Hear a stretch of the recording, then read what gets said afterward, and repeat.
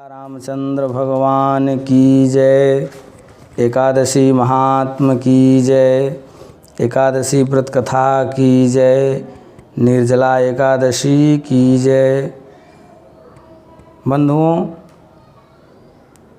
आज मैं ज्येष्ठ शुक्ल पक्ष निर्जला एकादशी व्रत के महात्म अर्थात उनके कथा का वर्णन आपके सामने करूंगा, जो 10 जून को शुक्रवार को आ रहा है। और पुनः मैं आपको बताना चाहता हूं कि मात्र निर्जला एकादशी व्रत करने से ही संपूर्ण एकादशी व्रत करने का फल प्राप्त होता है। इसलिए हम आपको निर्जला एकादशी का महात्मा आपको सुनाते हैं। आप लोग सावधान होकर के सुनिए। संपूर्ण वीडियो को देखने और सुनने के बाद ही आपको ठीक से सम्यक जानकारी आपको प्राप्त होगी। श्री युधिष्ठिर ने कहा भगवान श्री कृष्ण की, हे जनार्दन, अब हमें आप ज्येष्ठ शुक्ल पक्ष में जो एकादशी आता है उसका वर्णन करके सुनाइए। भगवान श्री कृष्ण बोले कि राजन, इसके विषय में परम धर्मात्मा सत्यवती नंदन श्री व्यास जी आपको संपूर्ण जानकारी देंगे, क्योंकि वे सभी वेदों के पारंगत हैं। तब श्री व्यास जी कहने लगे। व्यास जी कहते हैं कि दोनों ही पक्षों की एकादशी को भोजन नहीं करना चाहिए। द्वादशी को स्नान आदि से पवित्र हो फूलों से भगवान केशव की पूजा करके नित्य कर्म समाप्त होने के पश्चात पहले ब्राह्मण को भोजन देकर अंत में स्वयं भोजन करने चाहिए।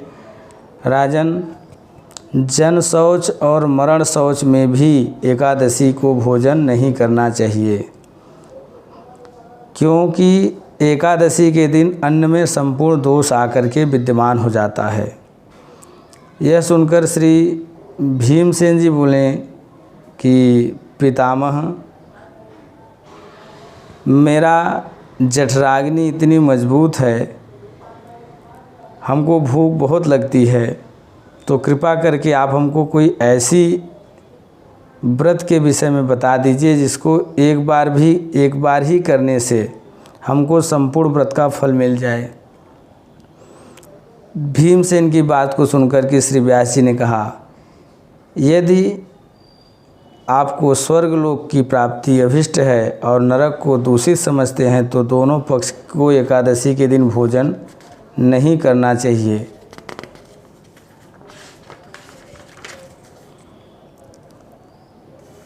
भीमसेन बोले, बुद्धिमान पितामह, मैं आपके सामने सच्ची बात कहता हूँ, मैं एक बार भोजन करके भी व्रत नहीं कर सकता, तो पूरे दिन उपवास करने की तो बात ही छोड़िए, क्योंकि मेरे उदर में वृक नामक अग्नि प्रज्वलित रहती है, जो मुझे भूख से हमेशा प्रताड़ित करती रहती है। इसलिए आप निश्चय करके कोई ऐसा व्रत बता दीजिए जिसको करने से हमें संपूर्ण व्रत का फल प्राप्त हो जाए। श्री व्यास जी ने तब कहा कि हे भीमसेन, आप जो है ज्येष्ठ मास में जब सूर्य वृष राशि पर हो या मिथुन राशि पर हो, तो ज्येष्ठ मास के शुक्ल पक्ष में जो एकादशी आता है जिसको निर्जला एकादशी व्रत कहते हैं, उसको यत्नपूर्वक करो और उसके करने मात्र से ही आपको संपूर्ण एकादशी व्रत का फल आपको प्राप्त हो जाएगा।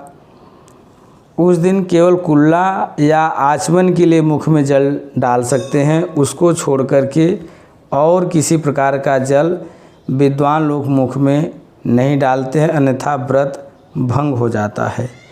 एकादशी को सूर्योदय से लेकर दूसरे दिन तक सूर्योदय तक मनुष्य को जल का त्याग कर देना चाहिए।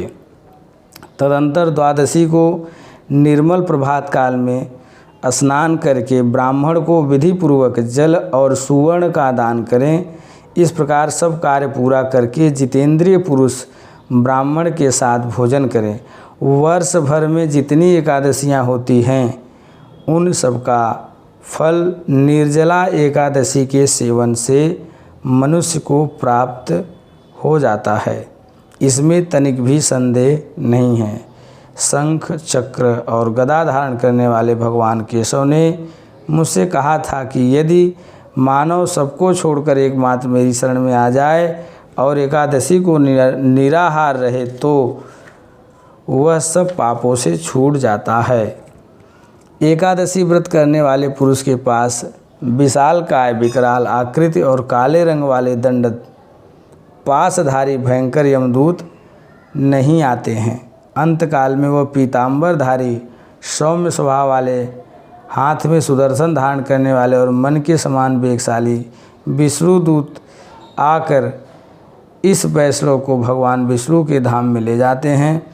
अतः निर्जला एकादशी को पूर्ण यत्न करके उपवास करना चाहिए।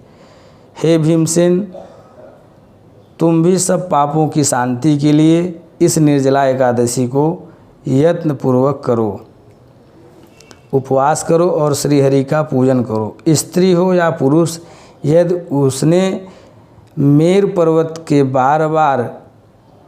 सुमेर पर्वत के बराबर भी महान पाप किया हो तो वह सब महान पाप केवल एकादशी के प्रभाव से भस्म हो जाता है। जो मनुष्य उस दिन जल के नियम का पालन करता है वह पुण्य का भागी होता है।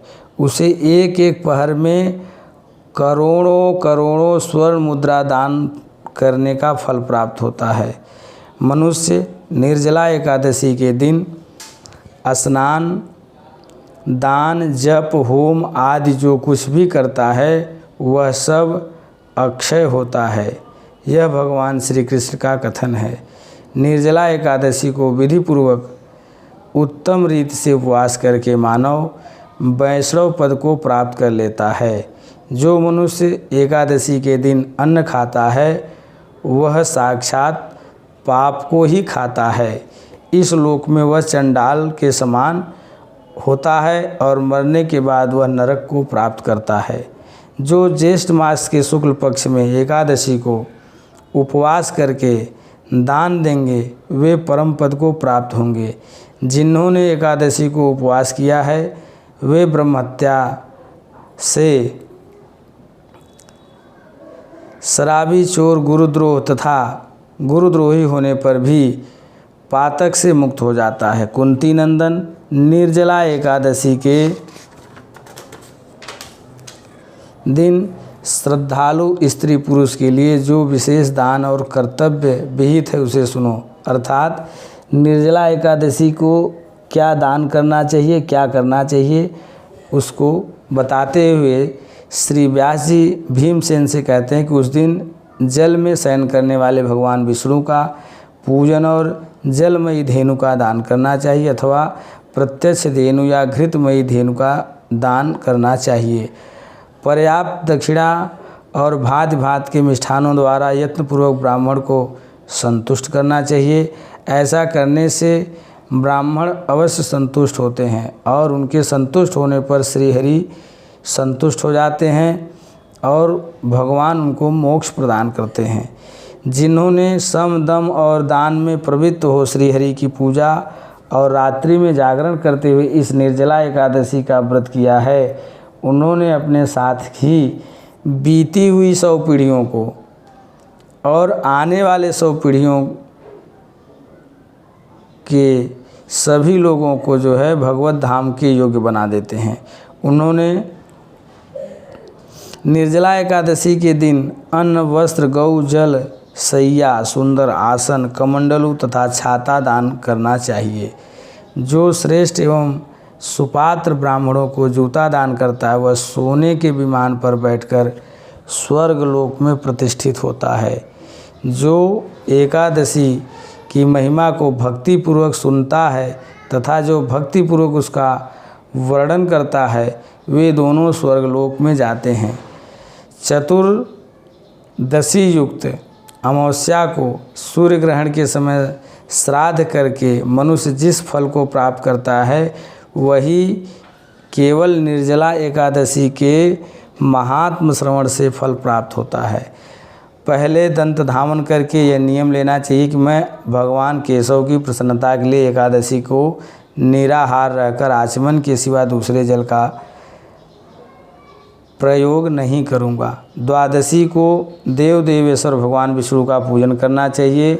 गंध, धूप, पुष्प और सुंदर वस्त्र से विधि पूर्वक पूजन करके जल का घड़ा संकल्प करते हुए निम्नलिखित मंत्र का उच्चारण करें। देव देव ऋषिकेश संसारणव तारक उद कुंभ प्रदानेन नय माम परमाम गतिम।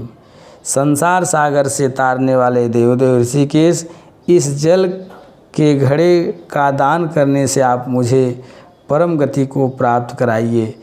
भीमसेन, ज्येष्ठ मास में शुक्ल पक्ष की जो शुभ एकादशी होती है उसका नाम निर्जला एकादशी है और निर्जला का व्रत सबको अवश्य करना चाहिए तथा उस दिन श्रेष्ठ ब्राह्मण को शक्कर के साथ जल के घड़े दान करने चाहिए। ऐसा करने से मनुष्य भगवान विष्णु के समीप पहुंचकर आनंद का अनुभव करता है। तत्पश्चात द्वादशी को ब्राह्मण को भोजन कराने के बाद स्वयं भोजन करना चाहिए। जो इस प्रकार पूर्ण रूप से पापनाशिनी एकादशी का व्रत करता है वह सब पापों से मुक्त हो अनामय पद को प्राप्त करता है। यह सुनकर भीमसेन भी इस शुभ एकादशी व्रत करने का संकल्प किए और प्रसन्न हो गए कि यद्यपि केवल एक एकादशी के व्रत से, निर्जला एकादशी के व्रत से सारे एकादशी का व्रत करने का फल मिलता है, तो मैं अवश्य इस निर्जला एकादशी व्रत का अनुष्ठान करूँगा। इसलिए हे बंधुओं, आप सभी लोग इस निर्जला एकादशी व्रत को करें और करके संपूर्ण एकादशी व्रत के फल को प्राप्त करें। और इस प्रकार जो है श्री व्यास जी ने भीमसेन को निर्जला एकादशी व्रत का महात्म्य सुनाया। बोलिए एकादशी महात्म्य की जय। श्री सीता रामचंद्र भगवान की जय। जय जय श्री सीताराम। सीता रामचंद्र